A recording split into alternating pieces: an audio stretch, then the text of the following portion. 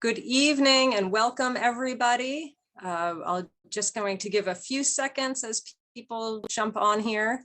So thank you for joining us this evening.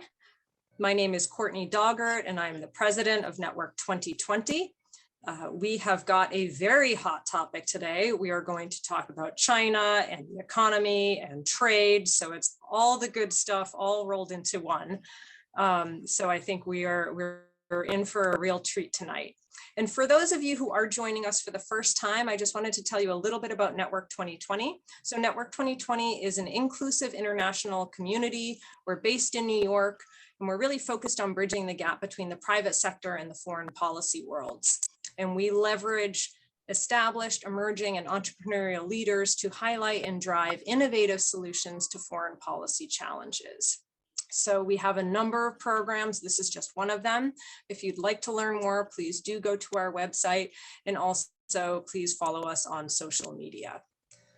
China is central to many of the conversations around the world about foreign affairs and current events.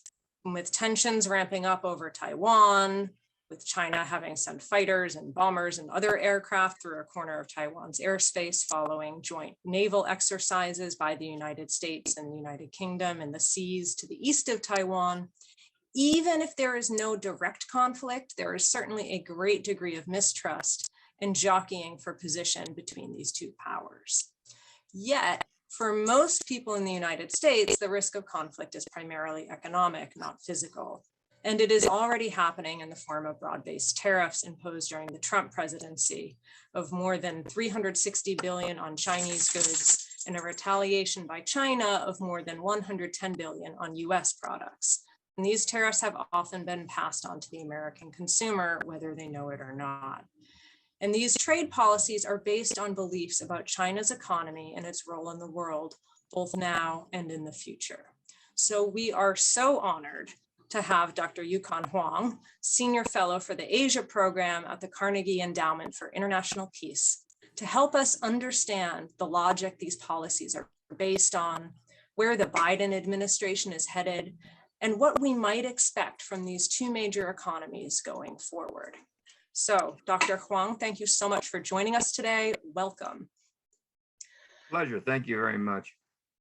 To kick us off, many experts disagreed with President Trump's trade war against China.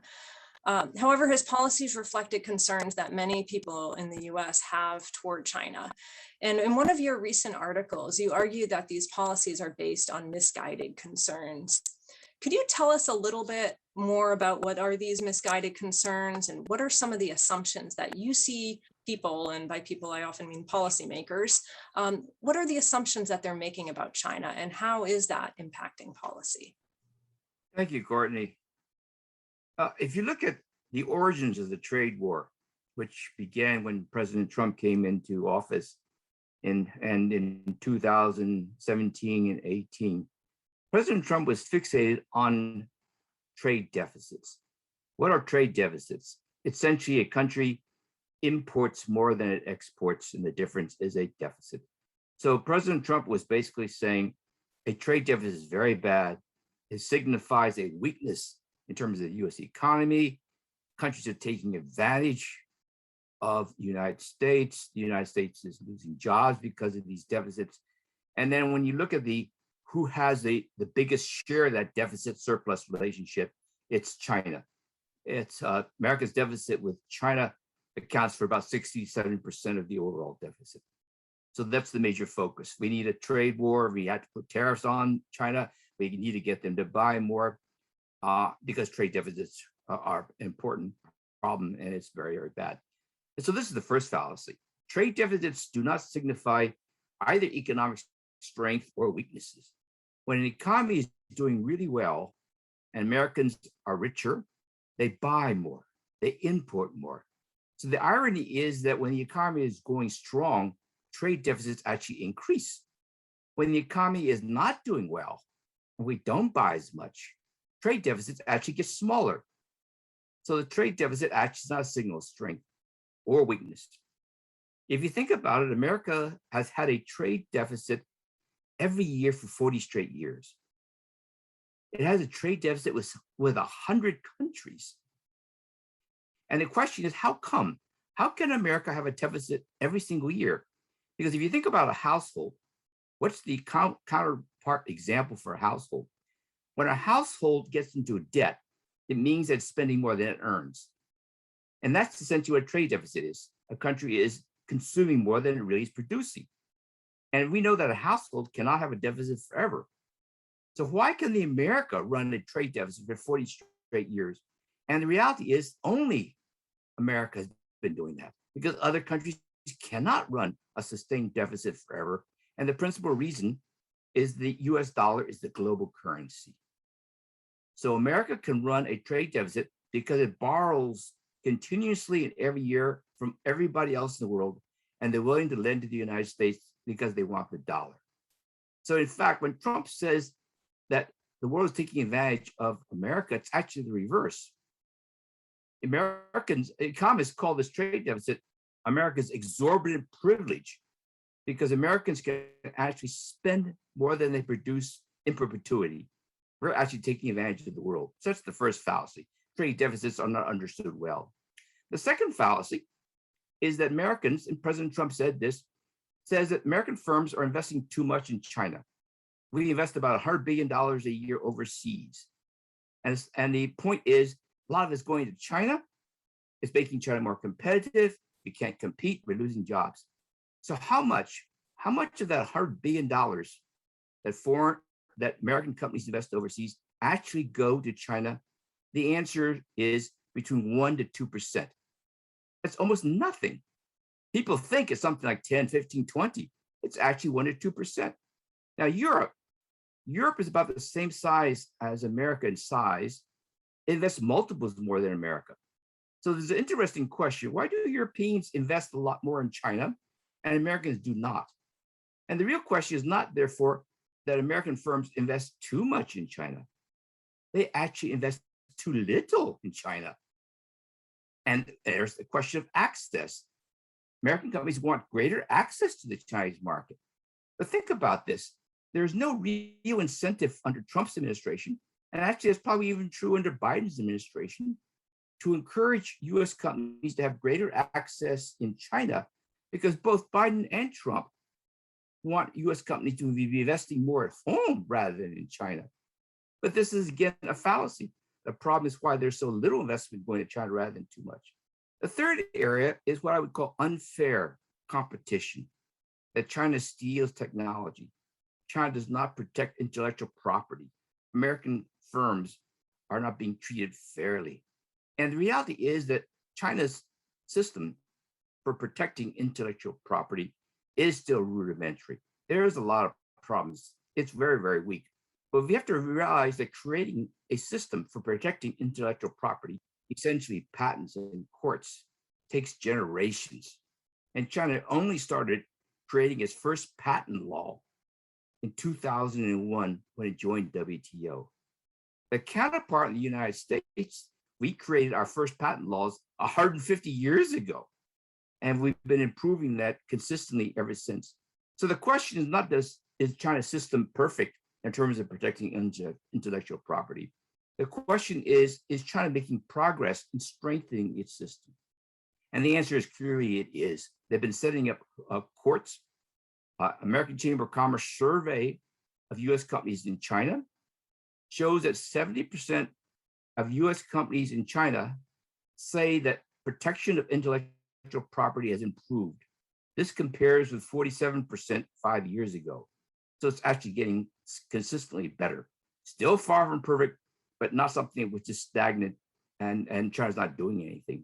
And let me just cite another one that's very often you read in the newspapers: subsidies. It's unfair. The complaint is that China government subsidizes Chinese companies. America doesn't do that. We can't compete. But the reality actually is that the US subsidizes companies and farmers more than China subsidizes its own companies. And that's very rarely realized. But we do it differently. In China, subsidies to companies largely go through state-owned banks to support innovative industries and industrial policies. So from banks to companies. in America, our subsidies go largely through the tax system. And they go from local governments and the state governments and the federal government. And what do they subsidize? We subsidize farmers in terms of producing agricultural crops.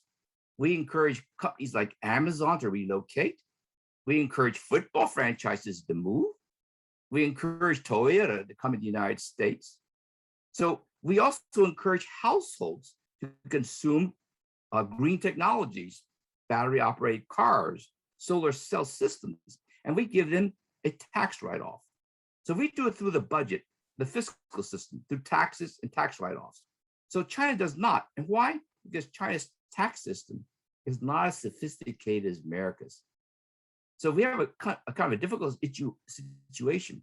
The economic systems, China, United States differ, but both systems actually subsidize. And you can see it in the complaint with the Europeans about Airbus. We complain that Airbus is being subsidized directly by European governments, and they are. And we, the United States, do not subsidize Boeing directly through budget subsidies through the government. We actually subsidize Boeing through defense contracts.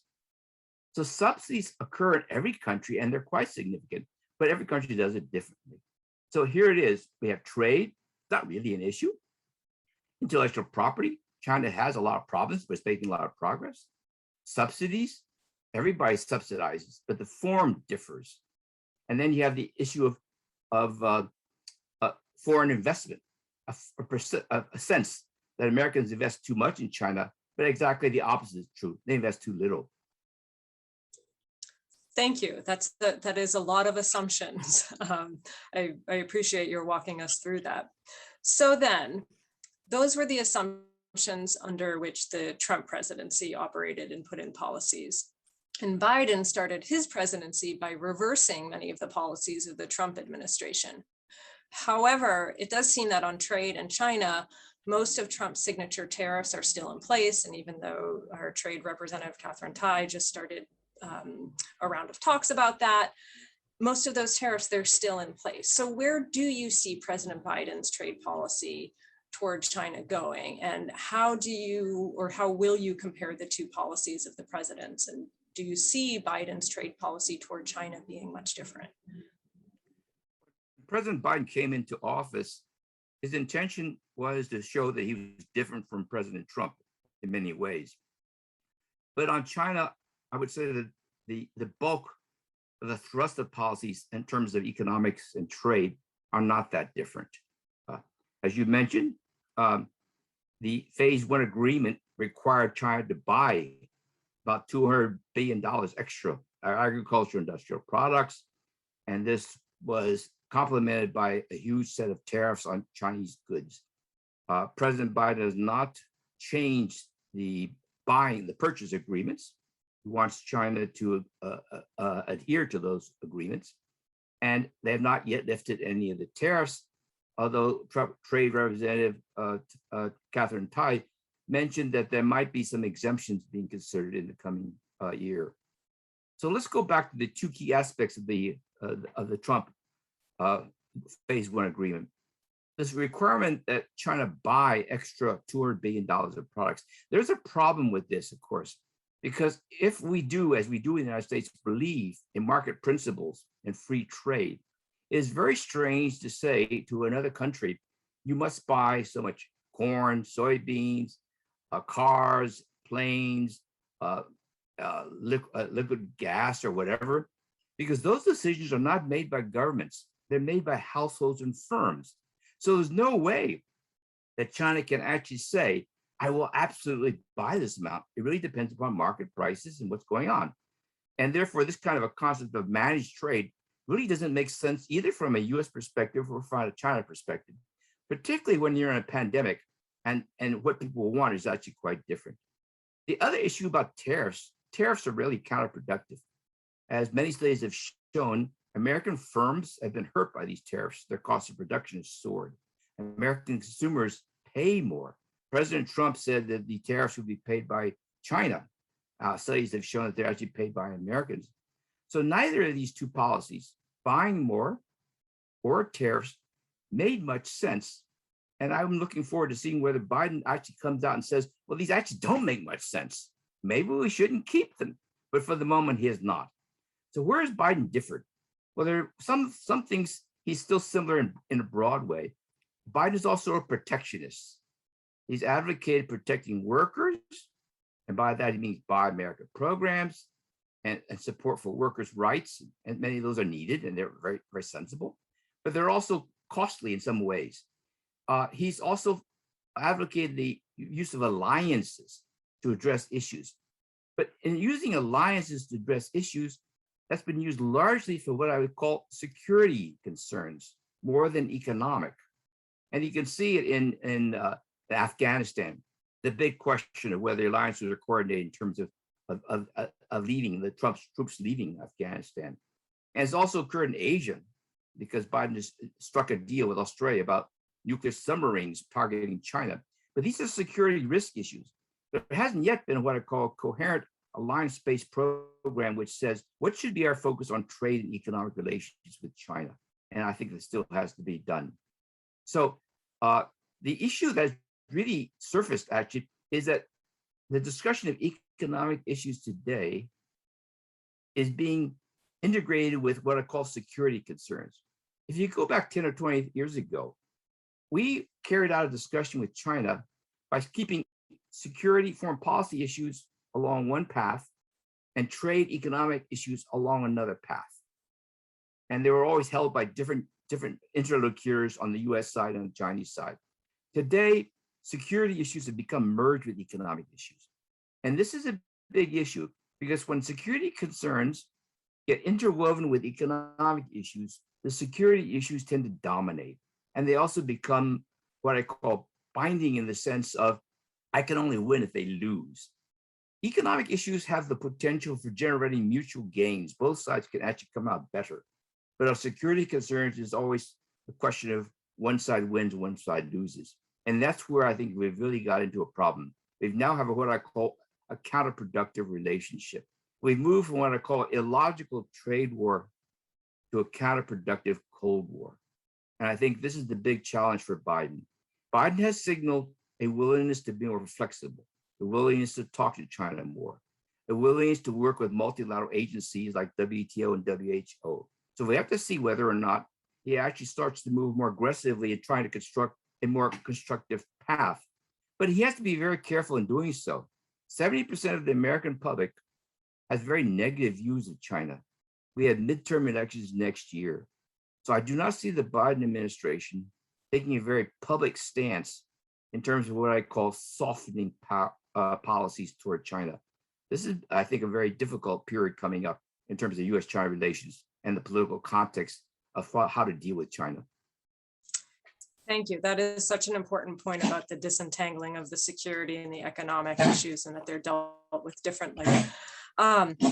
How do you think the U.S. should deal with China in terms of economic policy then? I mean, there are a lot of words that get floated around. I think right now we're talking about confrontation and competition and also cooperation, but, is it a partnership? Is it a competitor? Are we rivals? How do you think we should be looking at our economic relationship with China? Well, Courtney, I think you've summed it up quite well. Biden's team has basically put out this message that depending upon the issue, China could be a partner, a competitor, and a rival.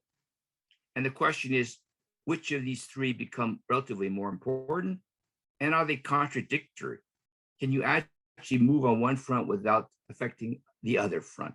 So let's begin with what I call supposedly the easiest issue, finding areas to be a partner with China. And there are two major areas which people would say would seem logical. One is dealing with the pandemic. The other is climate change. So let's look at the pandemic. Unfortunately, the pandemic has become politicized. It got politicized when President Trump basically said that the COVID came from China, and that created a lot of tensions. And then there's a question of the origins of the pandemic and a lot of concerns about, from China's side, that they'd be blamed for actually spreading deliberately or accidentally. So then the issue about the vaccine competition between the US and China in terms of providing vaccines as a way of what I call creating more foreign policy influence. So unfortunately, the pandemic has thus far been used to actually intensify negative feelings toward each other and actually creating pressures on each side to outdo each other rather than collaboration in terms of addressing the global issue. And I think that's quite unfortunate.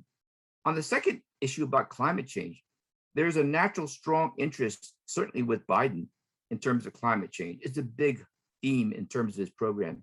Climate change ranks very high on the agenda of the Chinese authorities.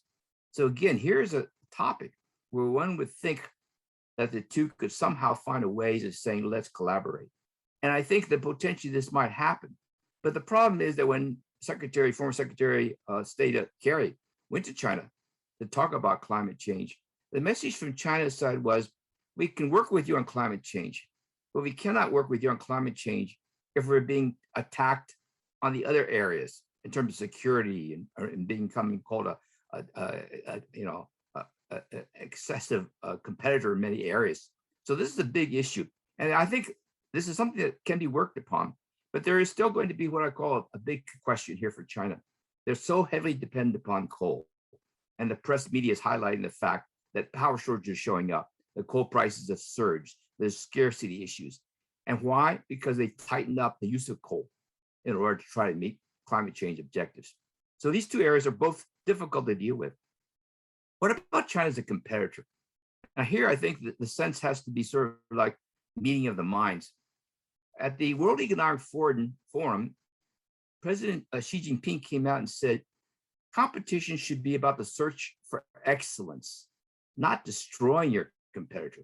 Because the sense in Beijing's side is that when America talks about competing with China, they're talking about restricting the exports of high-tech components, semiconductors, restricting financial flows. And from China, they say, well, this is not competition. This is sort of like trying to destroy, hold back your competitors. And the question is, can you forge what I would call a competitive relationship with both sides benefiting? And this is a key question here. And it focuses on knowledge. Knowledge is the key to growth for the United States. We're an advanced economy. We grow only because of that technology innovation. China is becoming a developed economy where knowledge sharing is important. And the key issue is, not many people realize it, but the research activities in terms of collaboration among foreign scholars is the greatest between US researchers and Chinese researchers. That's even greater than between US researchers and European researchers. And a large amount of what I call the innovations occurred over the last 10 years has been because of China's entry into the innovation technology sphere. Competition between countries generates technological advancements and the sharing of knowledge. And with this view of competition and rivalry, we have a problem. And why has it become so much of a problem? It's because the rivalry aspect has taken over and the security aspect now dominates. So America's security establishment worries about losing America's technological edge, either economically, militarily, consequences with a rising China. And we haven't figured out a way to handle this. So whether it's going to be partnerships, competitions, rivalries, we have a real serious issue in terms of how we can address these. Thank you. Just to pick up on one thread, you were talking a little bit about competitiveness and that we should focus on our competitiveness. And this is something you've mentioned previously too. So, from where do you see the United States deriving its economic competitiveness? And how about China and the EU as well? And how are those dynamics changing? Well, there's a strong feeling in the US that China's progress economically or technologically could be coming at the expense of America's progress on these areas. So this is a sense of this is a zero-sum game. But the reality is that the US economy, China's economy, and actually the European economy are quite complementary. And let me just clearly show it. What is it that we are really good at in the United States? We're really good, for example, in agricultural exports and products, food grains, soybeans, cattle. You don't have any of that in Europe. You don't have any of that in China. So America is really good at agricultural products. America is really good on services, digital services, entertainment services, legal services. We dominate the world on financial services. We're the greatest exporter of these services globally, and we make a lot. We are the world's leader in what I call high-tech components and semiconductors and design. So this is America's strength: high-tech components and products, high-value services, agricultural products. Europe is very good on what I call advanced end engineering. Take a look at all those German cars and components.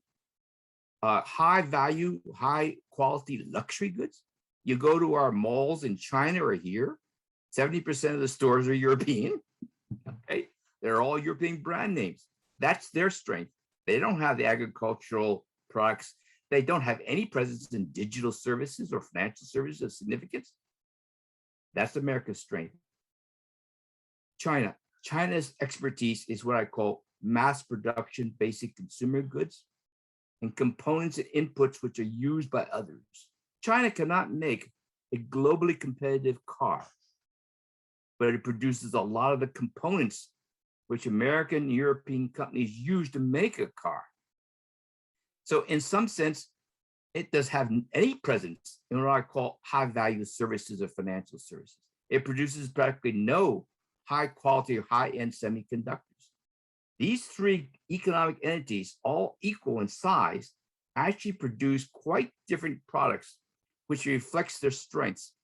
So when we talk about a zero-sum game, we are really misleading the world because we all have strengths in different areas. And in fact, China's rise over the last 20 years led to a 25-30% increase in global growth rates for everybody. Okay, so that was not a zero-sum game. It uplifted the whole global economy in many ways. But now we have security, and we see now China as a threat. So this question about where can they work together? If security dominates, everybody loses. So that is a challenge.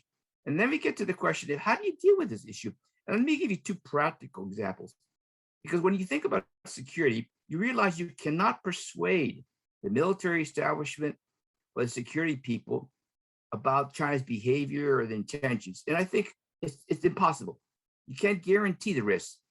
So I would say we need to do some practical things. Take Huawei.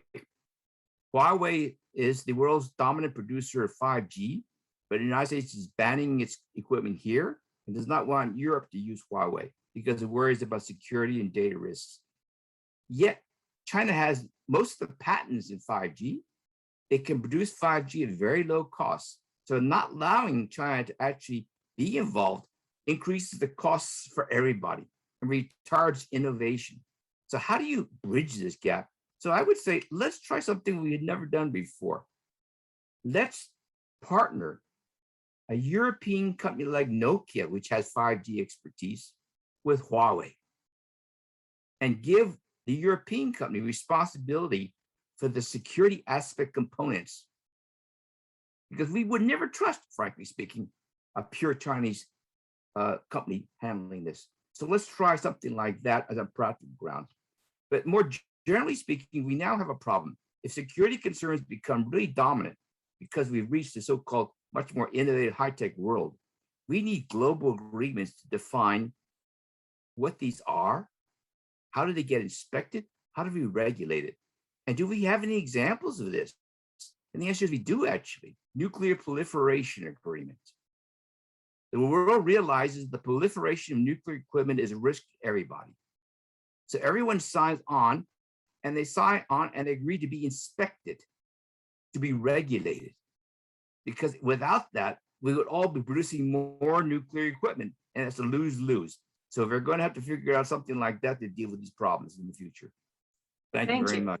Thank you. That's fascinating and interesting too on the point about Huawei too, because I know if I understand correctly, sometimes we're seeing instances where US companies are not bidding for contracts in other countries where we might see this as a security concern. And so while the government wants one thing, our private sector is also doing something else, it sounds like. So there's Well, I would use that as a reverse kind of a bargaining chip with China. China, you want Huawei to come into here and there. I want you to partner with a US or a European company. And I want that European US company to be heavily involved in the security sensitive aspects, because frankly, I just don't trust you. And we can't eliminate that in the near term, right? But the same thing, I think America should be asking China. You're barring me, American companies, from coming into sensitive areas because you have strategic security concerns. Okay, let me partner with a Chinese company. And you could have some kind of a comfort that this Chinese company in this. And let's see whether we can somehow work together and in the process acquire or develop a degree of trust. If we don't, we're just not going to ever solve this problem. Absolutely. Thank you. We're getting a lot of good questions coming in. So I will turn to the question and answer box. And again, if anyone has any questions, please do put them in the box and I will try to get to as many of them as we can. So one question we have is, do you think that the Chinese economy is overheating? And if so, can they redress the situation in a smooth and timely manner? And what would the impact be on the international scene? Well, the headlines are focused on this Evergrande property development, and it's borrowed enormous amounts. Rightly so, the government is clamping down on Evergrande and similar companies for overly borrowing and expanding the property market. The property market has surged for the last 20 years. It's the major growth driver in China. So the concern is that there's overheating, debt levels are soaring, that Evergrande may go bankrupt, and this may lead to a potential financial crisis. So let me just point out a few things. The debt levels have surged in China, but the debt levels in China today are the same as America's. The difference is that the debt in China is held by companies, whereas the debt in the United States is US government debt. Okay, so some people would say, we got a problem because these companies go bankrupt. That could trigger some kind of a chain. And we have to then remember that many of these companies, first of all, are state-owned or state-controlled. The banks which have lent to them are state-owned banks, most of them. So in essence, this debt in China is really government debt because the government actually owns many of these entities. In that sense, you cannot have what I call a financial collapse of the form that we saw in the Asian financial crisis or the form that we saw in Europe and elsewhere, because essentially it's a question of, is the Chinese government financially stable and sound? And the answer is it is, because its debt level of the government is very, very low, and it has enormous amounts of reserves. So that's not the big issue. And then the question is, what about the property bubble? Now, some people don't realize this, but here's an interesting statistic. Property prices in China have increased 1,000% in the last 15 years. 1,000%. Here in the United States, if property prices go up 50%, we're worried about a bubble. So how come 1,000% increase in China is not a bubble? And the answer is that 15 years ago, there was no private property. So you're going from zero to something. So here's the second statistic I tell people. Do you realize that property prices in China are 50% lower than property prices in India, New Delhi? Okay. And New Delhi is much poorer and not growing as rapidly. So what you have is soaring demand in China. And why? Because 400 million people have moved from rural areas to urban areas. And that is an enormous demand for housing. And the question of trying to balance that, overbuilding, underbuilding, is really difficult. But you have what I call something we never have seen in any other country. The creation of a private property market, the movement of hundreds of millions of people to the cities. And one other thing that people don't realize, 90% of the Chinese own their property. in the United States, a very large chunk of our households rent. Okay, so the Chinese have an enormous amount of what I call hidden wealth and assets of their property. Remember, they own property, which has gone up 1,000%. So there's a very funny thing that many middle-class Chinese households have wealth accumulations of what I would call hundreds of thousands of dollars, if not millions, just because of the appreciation. And we don't have that in the US. Most of our households are mortgaged up to the hills. Okay. Thank you. We have a very interesting question from Adam Martin, who asks, if the US and China removed all tariffs, what would be the economic results for both countries? So removing the tariffs, what would it look like? Well, let's go back to America before the trade war. America and Europe had very low tariffs, relatively free trade. When Trump came in, he started levying tariffs on China, he started levying tariffs on Europe, he levied tariffs on others. So America's tariffs surged to about double the rate of Europe. Okay.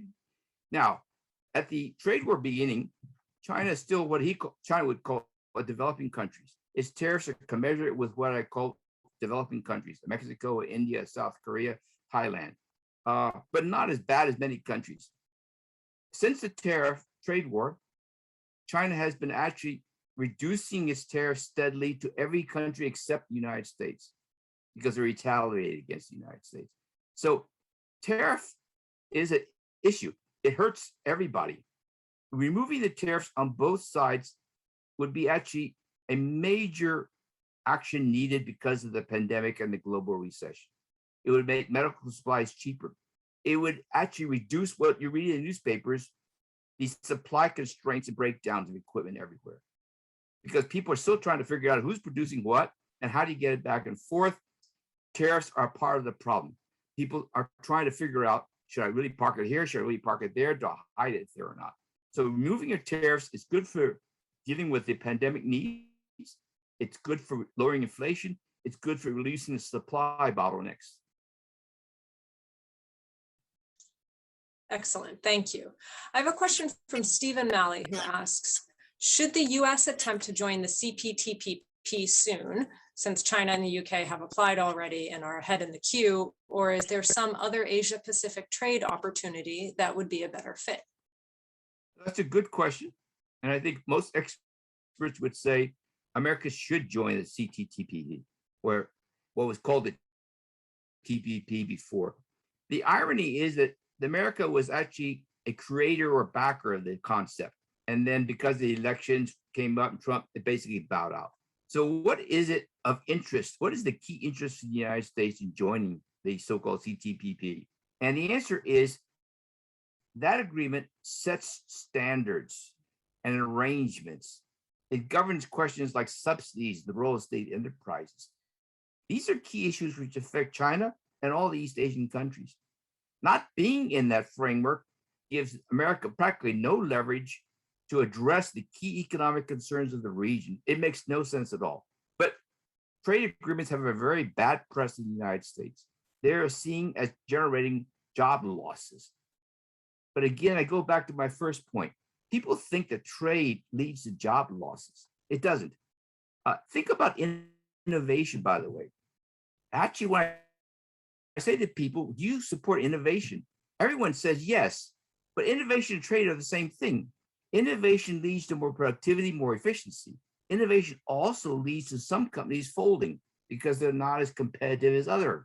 But we support innovation because we realize that the ultimate benefit is good for everybody. Trade does the same thing. It creates efficiencies, productivity, knowledge sharing. Yes, there are some costs involved. Some companies suffer. You have to basically deal with that, but you don't sort of like stop it. And I think this is a big issue for the United States, getting over this concept that trade agreements are bad. Thank you. Someone is asking, they write, China and the United States appear to be inextricably connected and hold the world together in ways that most of us do not understand.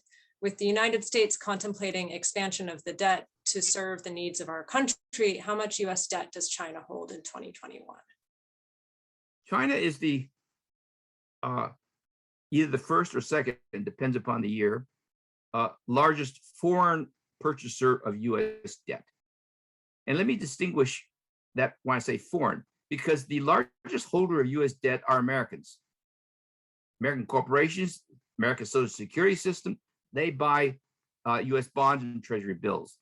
So if you take the US purchasers of the debt instruments and you look at the foreign, it's been largely largely Japan or China. Now, how is this relationship? What does this relationship do? And in some sense, it's a marriage of convenience. China saves, as households, for example, save 30% of their income. American households save 2%. Chinese households save 30% of their income. Chinese firms save a large share of the income. What happens to that savings?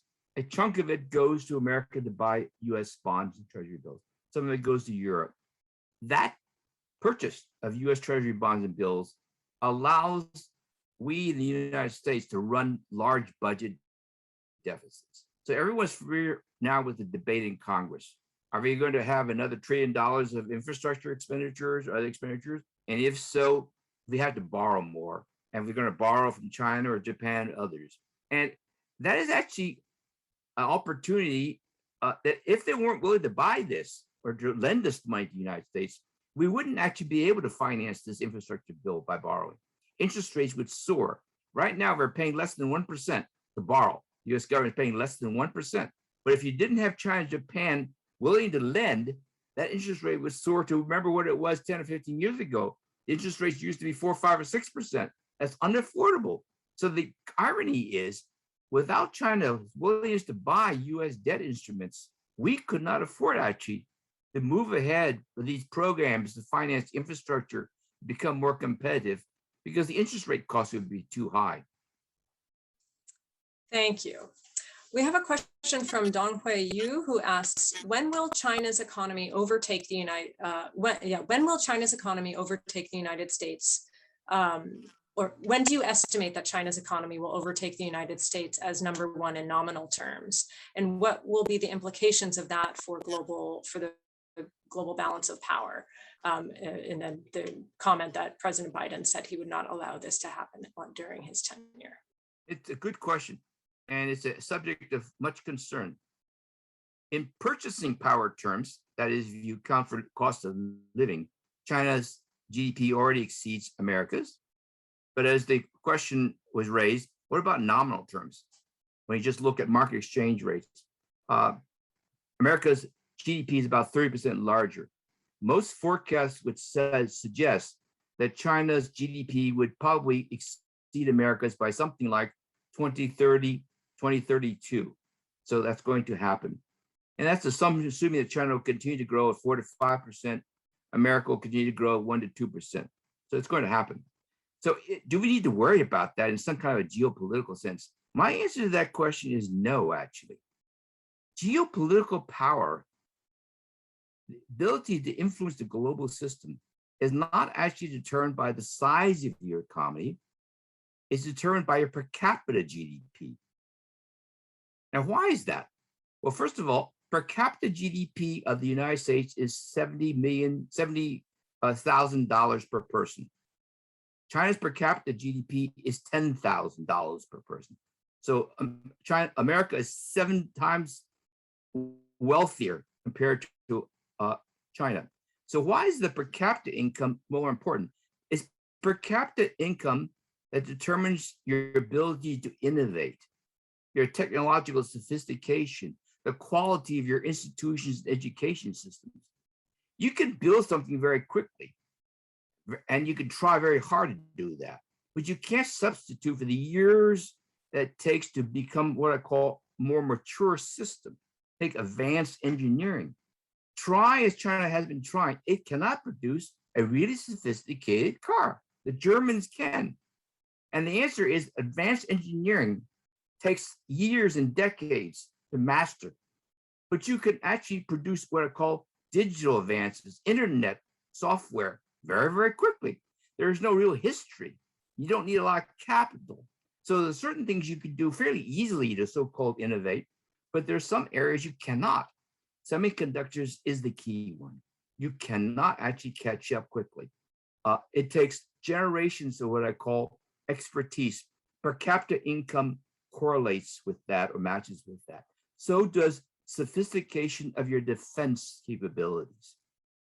China spends a lot on defense, and there's a lot of concern about them catching up. But people don't actually realize that even though China spends a lot, we in the United States spend 2.5 times as much every year. And we're already so far ahead of them in terms of the quality of our military and the equipment. And as our per capita income, here's the other issue. What will China's per capita GDP and America's per capita GDP look like in 2030 or 2040 or 2050? The answer is the gap gets wider. It doesn't narrow. So what I would call the technological innovative difference, the institutional quality advantages that Americans have actually get bigger over time. They don't get smaller. So I don't worry about this issue of can China catch up and dominate in terms of these sophisticated areas. It's not going to be easy at all. You cannot close that gap, actually.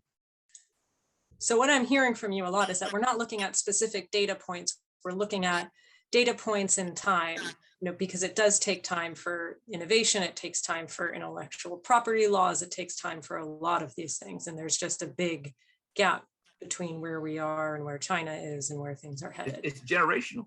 And think about Apple. Apple success comes from the fact that every year it research, development, innovates, and it stays another step ahead of its competitors, and has this sophisticated advantage that comes from the American system. That advantage is inherent. You can't replicate that, actually. It takes too long. So Soren Larson has a very interesting question asking, what is the logic behind China's recent crackdown on its own tech companies, limiting access to listing internationally, kneecapping industries like private learning, and banning cryptocurrencies? It seems to be hurting themselves as well as creating international volatility. So why? Is it ideology, or do they have a longer play in mind? It's a very good question. Complicated situation. People are actually surprised, because what China is doing is what I call a more aggressive form of what we're actually trying to deal with in the United States. Okay? What are we debating today? We're talking about Facebook or Amazon having too much power and control over information, and they need to be more regulated. The same issue is being debated in China, but of course, China's authoritarian system, they can tackle it directly, and they can be more aggressive. They can also overdo it, and they don't have to be soft on this. And this is what they've been doing. So what have they done? They've tackled what I call the digital giants. Private companies, which formerly were not subject to what I call government control regulations, are now being brought under government control and regulatory practices, partly for what I call stabilization regulatory reasons, because many of these institutions have become banks, actually. We don't think Alibaba, we don't think of Amazon as a bank, okay? Alibaba and Tencent, they're becoming banks because they get deposits of money and they lend. Amazon doesn't do that, okay? So China's basically saying, you're actually getting into all sorts of areas where you have an advantage over our commercial banks. Because think about it, Alibaba or Amazon, they have credit information about what people buy that banks don't have. So if they actually go into the banking area, they have a clear advantage over banks. So this is part of the issue. The other part of the issue, talk about TikTok and other things, or some of these home delivery food services that are being under attack in China. They're trying to control monopolies, because in these areas, the first company in dominates. We have the same issue in the United States. Some of our digital giants, once they're in there, others are basically wiped out and they become monopolies. And we have a hard time in the United States figuring out what to do about it. But what we ultimately do in the United States, we break them apart. And we talk about that, okay? So China is actually doing that too. It's probably going to break apart some of these monopolies. And basically, it doesn't want them to make excessive profits from their monopoly status. That's the issue. So what does China want to do when it says, I don't want you to be having monopoly status. I don't want more money pouring into these activities. It's also saying, I want that money to go into something else. I want them to go into what they would call more advanced industrial activities, artificial intelligence, semiconductors, medical supplies, medical research, power generation, new generation geothermal activities. So here's the issue in China. What they're basically saying is these activities generate a lot of benefits, but they really just go into profits and they go into consumption. Okay. So if my children sit at the machine playing games all the time and the company makes a fortune, China would say, I don't really think that's great. Okay. Why do I want that company to make a fortune? I'd rather have that company donate a portion of it so that it can go into something more productive. In the United States, we wouldn't do that. In the United States, if our children basically play toys and games and that company makes a fortune, we basically as part of our choice. Okay. So in China, they're basically saying, well, maybe I don't really want that. I want them to actually go into more strategic kinds of activities. So this is a kind of interesting question. But go back to what we're trying to debate in the United States. Biden wants more money to flow into innovative and strategic industries to make America more competitive. So what is the problem here in the US? One of the problems is how do we finance it? And that's, of course, the debate. We don't have an easy way of doing it. So what is China doing? China is saying, I'm going to take it away from these activities and channel that. So these companies are now being asked to set aside a portion of their earnings so the government can take that and channel into what they would call socially productive activities. We couldn't do that. We couldn't go to Amazon and say, Amazon, give me a quarter of your profits. Instead of building a spacecraft to the moon, I'm going to use that to improve my health system. We can't do that. That is what China is trying to do. And I think it's interesting in some sense. We're actually having a similar debate in the US about these issues. But we don't have the instruments or the power to make the changes because, of course, we rely upon choice and we rely upon democratic systems.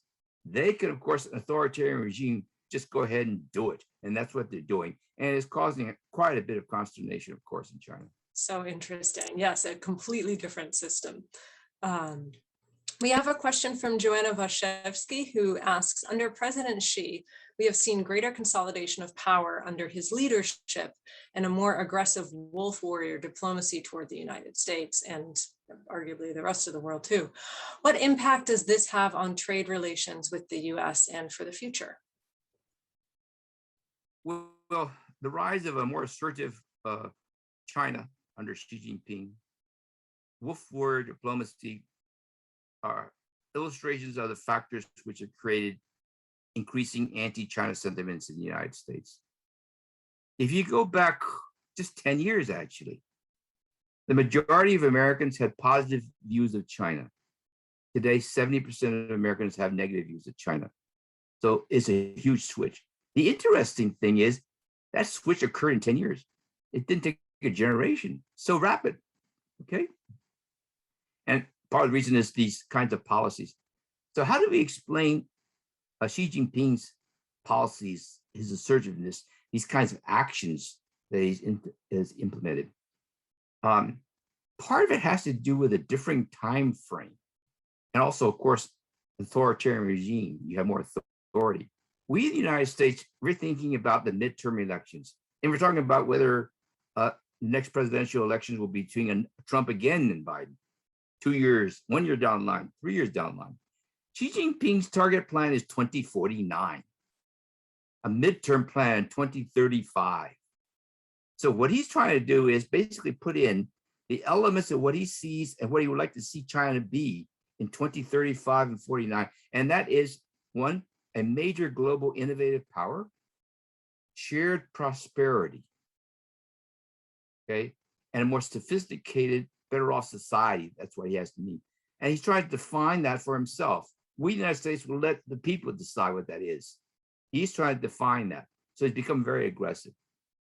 The second message he's putting out there is we cannot in China depend as we did in the past upon what's going on in the West. When he looks at the United States, he sees something quite different from what the Chinese saw 10 years ago. 10 years ago, before the global financial crisis, the picture of America was of a country that could not lose, could not make a mistake. Then you have the global financial crisis and economy, and people say this is supposed to be the strongest financial system, but it almost collapsed. And then you look at America today, and you look at the political system, and they say they can't get anything done. Okay, so this wolf warrior diplomacy reflects a change in attitudes, which says you're lecturing or telling me what to do, and you've been doing that for generations, but it comes with less credibility now than it used to be, because we cannot see in America's policies and actions that you can rightly say that what you're doing is better than what we're doing. And this is something that she actually hinted at when he came into power. When we talk about the conflict, we ignore something that happened essentially when she took power 10 years ago. And he met President Obama in California. And she came with a message. The message was, we are now much more economically successful. We, China, seek a new kind of great power relations. That was Xi Jinping's message to Obama. I want to discuss with you a new kind of great power relations. The official message from the US administration at that time was, we don't think that's necessary. We don't think things have changed. Now, the reality is things have changed. China is a different kind of power than it was 10, 15, 20 years ago. And think about what it means to be a new kind of great power. Think about a very clear example. The US has a Monroe Doctrine. We basically say that things which happen in these Latin America, Central America, the Gulf, our coastal lines, we say that America has a special area of influence in regulating and controlling that. So Europe or Russia, you can't come in here. We say that. And because we are a great power. What Xi Jinping was basically saying was, South China Sea and Asia, we want to exert a similar kind of influence. Same influence that you have as a great power in your region. Okay? And that, of course, is a no-no from an American perspective. No president of the United States could acknowledge that that is a potential possibility. And this is why you have this wolf warrior kind of attitude, because Beijing is basically saying this cannot continue as it has been in the past. Not limited to China alone. So I think we have time for one more quick question. And I'll take one from Bruce Crawford, who asks, we hear a lot about the very wealthy in the United States and the UK and elsewhere attempting to hide some of their assets in overseas jurisdictions, such as those mentioned in the recent Pandora Papers articles. Do the very wealthy in China do the same thing and or use the same tricks? Yes, there's a lot of outflows through corporations, through personal travel. So many of the wealthy have assets overseas, but many of the wealthy, compared to other countries, keep it in China. And they've been investing in the property market. Think about it. If property goes up 1,000%, can you get that kind of return by investing in the United States? You can't. So most of the wealthy in China own property, and they've been investing in property. And only recently have they been actually investing overseas, because until recently, it was much more profitable to invest in China than abroad.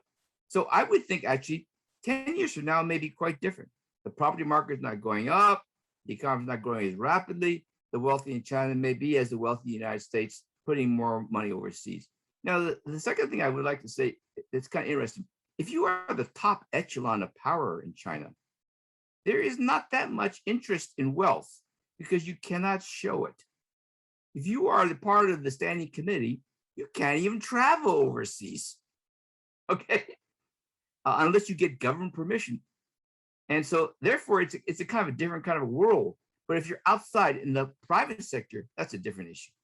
Okay, thank you very much. All right, thank you, Dr. Huang. Thank you so much. You have really just laid out a remarkable story that I think in many ways illustrates the law of unintended consequences. You know, it just seems that in Washington's attempt to curtail this trade deficit that in some respects had little to do with China in a way, we impose tariffs that hurt ourselves while being quite counterproductive because, as you mentioned, bilateral trade, I think, is at an all-time high. China's trade surplus has increased, and the U.S. trade deficit has gotten worse, if but you're saying worse is not a bad thing.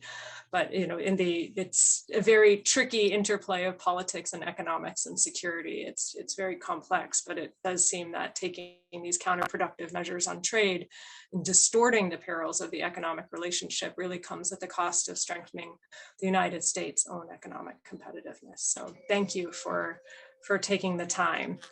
We do have a special session right now for those of you who are in our deep dive program and for our partners at the U.S. Heartland China Association. So you should have a special link for that discussion.